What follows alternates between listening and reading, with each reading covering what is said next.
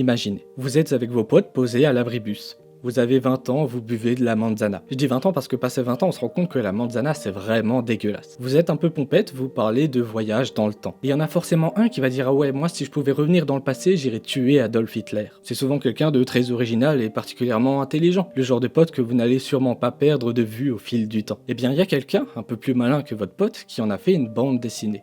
Une bonne bande dessinée. Générique. Oh, les beaux dessins que t'as fait des beaux dessins. Astérix, c'est pas l'Arche de Tobin.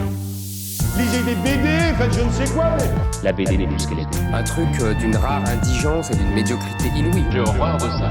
T'as envie de faire de la bande dessinée, t'en fais. Ploum, ploum, ploum. Du très grand art. Voici J'ai tué Adolf Hitler de Jason. Et contrairement à ce que laisse penser le titre, la BD ne parle pas du tout de ce à quoi vous pouvez vous attendre. Il s'agit bien de remonter dans le temps pour faire ce que de droit, mais en même temps, pas du tout, puisque la BD raconte surtout une histoire d'amour tragique. Celle d'un homme qui soupçonne sa femme de vouloir l'assassiner. Le rapport avec le dictateur moustachu, avant de vous en dire plus, j'aimerais vous parler un peu de l'esthétique de cette bande dessinée. Parce que ça n'a l'air de rien vu comme ça, mais l'esthétique de Jason a vraiment un impact sur les émotions que vous allez ressentir à la lecture de sa bande dessinée. Et on va commencer en parlant un peu de Tintin. Le dessin de Jason est assez proche de celui de Tintin. Si, je vous jure. Bon, de visu, c'est pas forcément évident, mais les deux se situent dans le même courant graphique, celui de la ligne claire. C'est un courant qui vise à améliorer la lisibilité du dessin en l'allégeant de ce qui lui est superflu. Donc comme tout est épuré, eh bien voilà, on va directement au récit. C'est comme avoir en fait, je sais pas, une belle écriture, une écriture limpide qui fait que c'est pas de l'écriture de médecin, hein, c'est pas de la patte de mouche, on peut lire en fait ce manuscrit en fait très simplement. Si je prends Tintin en exemple, c'est pas anodin, puisque la ligne claire est héritée de l'idéologie graphique d'Hergé. Le but est donc d'aller à l'essentiel, que tout soit clair pour ne pas perdre le lecteur en route. C'est un peu l'entre-deux entre le courant minimaliste, représenté par exemple par Ibn el-Rabim et ses hommes bâtons, et le courant réaliste qui complexifie le dessin pour tendre le plus possible à une représentation fidèle de la réalité. Le principe de la ligne claire est de systématiser le dessin, en définissant des contours de mêmes épaisseurs à tous les objets représentés. Regardez cette case de Tintin. Aucun élément n'est mis en valeur par rapport à un autre à travers l'utilisation de traits plus ou moins appuyés. Non, tous les traits font la même taille et seule la perspective nous permet de distinguer un objet d'un autre. Ce qui est en arrière-plan est dessiné plus petit, ce qui est en premier plan est dessiné plus grand. C'est logique. C'est logique. Afin d'aider encore plus à la lisibilité, les couleurs sont mises en aplat sans effet d'ombre et de lumière. Dans un dessin réaliste, la source de lumière devrait modifier les couleurs, éclairant l'endroit le plus proche et créant des ombres cohérentes. Dans Tintin, les couleurs elles sont unies et varient pas selon la lumière. Elles servent seulement à distinguer le contenu des contours.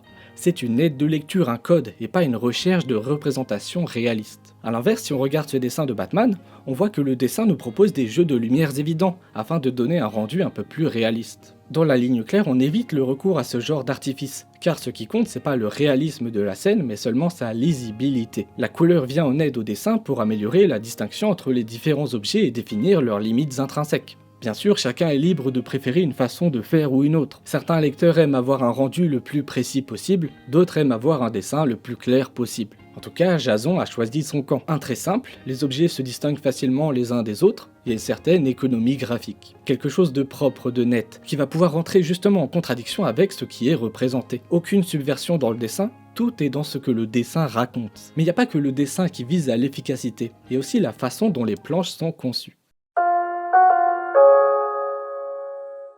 L'autre particularité de Jason, c'est son utilisation du gaufrier, aussi appelé composition régulière. Le gaufrier, on en a déjà parlé à maintes reprises sur la chaîne, et s'il peut paraître un peu fainéant à première vue, puisqu'il s'agit simplement d'enchaîner des vignettes de même taille placées au même endroit, eh bien il permet quand même d'instaurer une certaine ambiance. Le gaufrier, c'est une composition que Jason affectionne particulièrement. Comme il le dit, le gaufrier annonce que tout est dans le récit, et non dans un découpage fantaisiste. C'est presque la suite logique de son utilisation de la ligne claire. Le but est d'être efficace, que le lecteur comprenne la situation au premier coup d'œil, et pas d'inventer des compositions alambiquées pour se faire mousser par le public. Ça place Jason à des années-lumière d'un auteur comme Fred par exemple, pour qui le plaisir c'est justement de tordre la page et de faire preuve d'inventivité graphique. Dans Philémon, il y a notamment cette scène où un géant sort de terre progressivement. Petit à petit sur la planche se dessine alors finalement le géant en entier, pour symboliser à quel point il est immense. Il y a aussi ce palindrome graphique avec l'escalier, ou ce moment où Philémon tombe de case en case. Bref, en vrai, il y aurait moyen de faire une vidéo entière sur Fred et sa créativité. Mais malheureusement pour vous, vous regardez une vidéo sur Jason.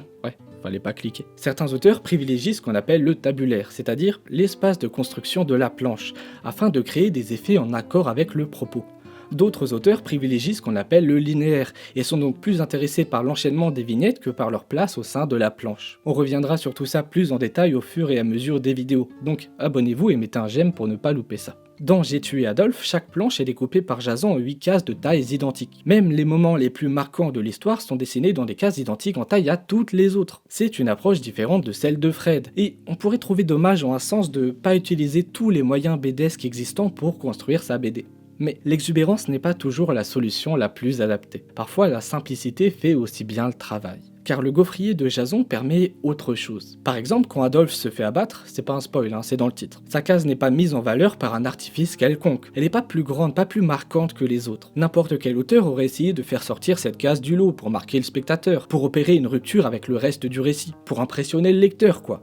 Eh ben Jason, non. Il recourt pas à ce genre d'artifice. Toutes les scènes, de la plus anodine à la plus importante, sont mises sur le même plan. Ça donne une certaine ambiance à la lecture, une sorte de froideur constante, qui montre sans jamais juger ce qui se passe à l'écran. Enfin à la planche. C'est une sorte de vision nihiliste des choses, comme si tout ce qui se passait était d'une banalité telle que rien ne mériterait qu'on s'y attarde un peu plus. Ce qui au final marque d'autant plus le lecteur. Vous n'avez qu'à mourir tous, on s'en fout, la vie continue. Il n'y a que 2 cases dans la BD qui s'écartent de ce gaufrier instauré par l'auteur. Premièrement, au début de l'histoire. On voit plusieurs personnages venant demander au héros d'aller assassiner telle ou telle personne de leur entourage. Oui, parce que le héros est un tueur à gages. Il demande à l'un de ses clients de sortir et d'aller chercher le prochain. C'est alors qu'on a le droit à une case plus grande nous montrant l'entièreté de la salle d'attente. Les clients sont plus nombreux qu'on pourrait l'imaginer, ça se bouscule au portillon. L'effet de surprise est d'autant plus grand qu'il crée une rupture avec le gaufrier initialement instauré. Le deuxième manquement est à la toute fin de l'album afin de laisser l'histoire en suspens, comme un plan large qui lancerait le générique de fin dans un film. Le nôtre de générique n'est pas encore venu, parce qu'il y a encore une chose spécifique au style de Jason dont on n'a pas encore parlé, le fait que tous les personnages soient des animaux. En effet, l'autre élément caractéristique de Jason, c'est son utilisation des animaux, ou pour être plus précis, son utilisation d'animaux anthropomorphes. Alors certes, c'est loin d'être le seul, tout comme l'utilisation du gaufrier et de la ligne claire, mais c'est la réunion de ces 3 éléments qui forment le style de Jason. Selon lui, c'est pour aider à l'identification du lecteur envers ses personnages. Étant donné que ces personnages ne ressemblent à personne en particulier, c'est selon lui plus facile de s'y projeter. Je dis selon lui et j'insiste dessus, c'est un choix, une intention d'auteur. Vous pouvez ne pas être d'accord avec son propos, ça n'empêche pas que c'est pour ça qu'il le fait. Les sources sont dans la description. Jason voit ces personnages comme des conventions, des signes graphiques, et non comme des individus à part entière. Ce sont des coquilles vides habillées en fonction de l'histoire, et remplies émotionnellement par le spectateur. Ce sont des marionnettes, et d'ailleurs Jason utilise souvent ces personnages d'une BD à l'autre. Graphiquement, c'est le même personnage, mais il peut être un cow-boy, un policier, un braqueur, un vampire selon le contexte. Il peut changer de nom, de caractère, d'idéologie. C'est simplement un pantin dont le rôle change selon la pièce qui est jouée. Le dessin animalier de Jason se distingue malgré tout par un élément caractéristique, l'éloignant d'un auteur comme Trondheim par exemple. Je m'appelle Lewis Trondheim, je suis auteur de bande dessinée. Cet élément, c'est le fait qu'aucun de ces personnages ne possède de pupille. Et ça, c'est pas anodin. Selon Jason, les scènes sont plus tristes ou à l'inverse plus amusantes quand les personnages ne montrent pas leur émotion de façon évidente. Ça oblige le lecteur à se projeter dans le personnage et à interpréter ses émotions, quitte à faire fausse route. À quoi pense exactement ce personnage? Et celui-ci? Allez, faites preuve de votre imagination dans les commentaires, je me demande ce que vous allez pouvoir me raconter. Ce manque de pupille est crucial au style de Jason. Le dessin est épuré, super lisible, la composition en gaufrier, pareil, y a pas de piège, tout est fait pour que le lecteur comprenne tout. Mais ça, ce simple élément, il renverse la structure même de la narration, et prend le lecteur à revers. Tout paraît évident, limpide, sauf ce qui compte vraiment, l'émotion des personnages. Et c'est pour ça que j'adore cet auteur, parce qu'il utilise une balance parfaite entre le flou et la clarté, parce que le dessin fait qu'on devrait tout comprendre sans trop réfléchir, tout sauf les émotions humaines. Les émotions nous échapperont toujours, et nous n'avons que notre empathie pour comprendre ce qui se joue dans le blanc de ses pupilles. Bon, avec tout ça, j'ai complètement oublié de vous parler du scénario. Mais en même temps, je me dis que ma présentation du style de Jason devrait suffire à vous donner envie d'aller vous y plonger par vous-même. Parce qu'en vrai, ce qui m'a plu dans cette BD, c'est pas du tout le scénario, c'est ce flou constant sur l'émotion.